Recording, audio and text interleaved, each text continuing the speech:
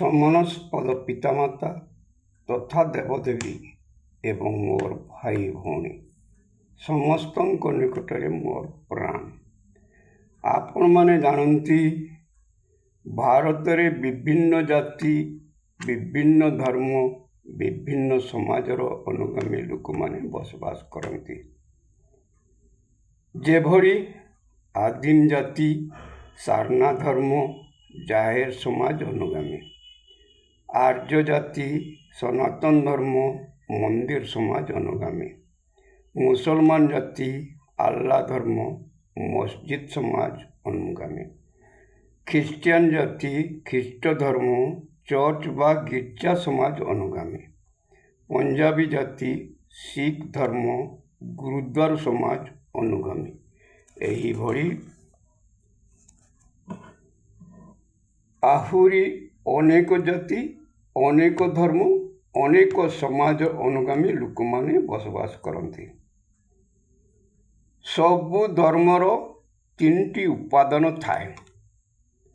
1ରେ ନିଜସ୍ୱ ସାମ୍ବୁଲ ବା ଚିହ୍ନ, 2ରେ ମାଇଥୋଲୋଜି ବା କାହାଣୀ ବା ଇତିହାସ, 3ରେ ରିଚୁଆଲ ବା ପର୍ବପର୍ବାଣୀ। ଆପଣମାନେ ସମସ୍ତେ ଜାଣିଛନ୍ତି, ସନାତନ ଧର୍ମ, ଆଲ୍ଲା ଧର୍ମ, ଖ୍ରୀଷ୍ଟ ଧର୍ମ, ଶିଖ ଧର୍ମ ଇତ୍ୟାଦିର ସାମ୍ବୁଲ, ମାଇଥୋଲୋଜି ଏବଂ ପର୍ବପର୍ବାଣୀ ବିଷୟରେ। ଆଜି ମୁଁ ଆପଣମାନଙ୍କୁ କହିବି ସାରନା ଧର୍ମର ସାମ୍ବୁଲ, ମାଇଥୋଲୋଜି ଏବଂ ପର୍ବପର୍ବାଣୀ ବିଷୟରେ। ସାରନା ଧର୍ମର ସାମ୍ବୁଲ ହେଉଛି ମଧ୍ୟରେ 3 ଶାଖା ଶାଳ ଗଛ ଥାଇ ପୂର୍ବ ଫାଙ୍କା ପଶ୍ଚିମ ଛାଉଣି ଘର। ଏହା ଆଦିମ ଆଦିବାସୀଙ୍କ ଗାଁ ଗଣ୍ଡାମାନଙ୍କରେ ଦେଖିବାକୁ ମିଳେ। ଏହା କିଭଳି ସୃଷ୍ଟି ହେଲା? ଆପଣମାନେ ସମସ୍ତେ ଜାଣନ୍ତି, ଆତ୍ମା ଏକ। ଏହାର ଆରମ୍ଭ କିମ୍ବା ଶେଷ ନାହିଁ। ଏହାର ଜନ୍ମ ନାହିଁ କି ମୃତ୍ୟୁ ନାହିଁ। ଏହା ନିଆଁରେ ପୋଡ଼େ ନାହିଁ କି ପାଣିରେ ଭିଜେ ନାହିଁ, ଧାରୁଆ ଅସ୍ତ୍ରରେ ଛିଡ଼େ ନାହିଁ। ଏହା ଅମର। ଅମର ଆତ୍ମାଟି ମହାଶୂନ୍ୟରେ ଡାହାଣରୁ ବାମକୁ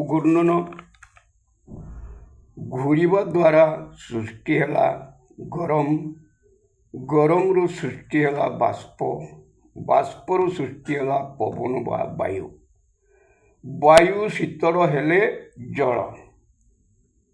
ତେବେ ମହାଶୂନ୍ୟରେ ସୃଷ୍ଟି ହେଲା ମହାସମୁଦ୍ରର ସ୍ୱଚ୍ଛ ଜଳ। ଏହି ମହାସମୁଦ୍ର ସ୍ୱଚ୍ଛ ଜଳର ଆଦିମଙ୍କ ଧର୍ମ ସାରନା ବା ସାରନାମଣିକ। ମହାଶୂନ୍ୟ ହିଁ ସବୁଠାରୁ ସବୁ ଗୁଣରେ ବଡ଼ ସ୍ଥାନ। ତେଣୁ ଏହି ଆଦିମଙ୍କ ଭାଷାରେ ଏହା ମାରାଙ୍ଗ। ଏଠାରେ ଏହା ବଢ଼ିଥିବାରୁ ଆଦିମଙ୍କ ଭାଷାରେ ବୁରୁ। ତେଣୁ ଏହା ହିଁ ଆଦିମଙ୍କ ପ୍ରଥମ ଦେବ ମାରାଙ୍ଗବୁରୁ। ଏହି ମହାଶୂନ୍ୟରେ ଥିବା ମହାସମୁଦ୍ର ସ୍ୱଚ୍ଛ ଜଳର ଯା ଅପଜାଙ୍ଗ ବିଦ୍ୟା ଏର ମନ୍ତ୍ର ଅଂ ଶକ୍ତି ହିଁ ଜାହେର ଶକ୍ତି ବା ଦେବୀ ରୂପେ ଜାହେରାୟ କୁହାଯାଏ। ତାହା କିଭଳି?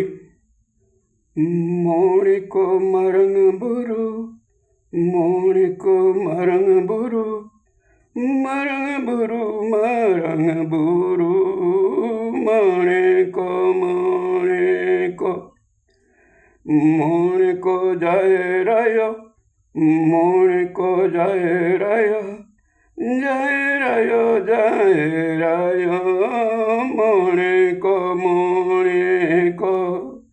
ଏହି ବିଦ୍ୟା, ଏହି ମନ୍ତ୍ର, ଏହି ଶକ୍ତି ଦ୍ୱାରା ମହାଶୂନ୍ୟର ସ୍ୱଚ୍ଛ ଜଳ କ୍ରମଶଃ ଗୁଡ଼ିଆ ଜଳ ହୋଇ କାଦୁଅ ଜଳ ହେଲା। କାଦୁଅ ଜଳ କହିଲେ କାଦୁଅ ମିଶ୍ରିତ ଜଳ।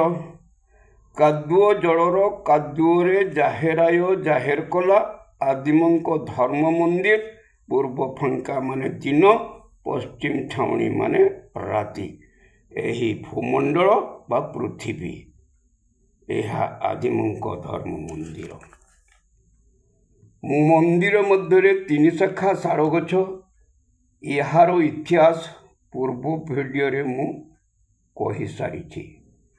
ଏହି ଧର୍ମର ପର୍ବପର୍ବାଣି ହେଉଛି ମଣେ, ବାହା, ସହରାଇ ଇତ୍ୟାଦି।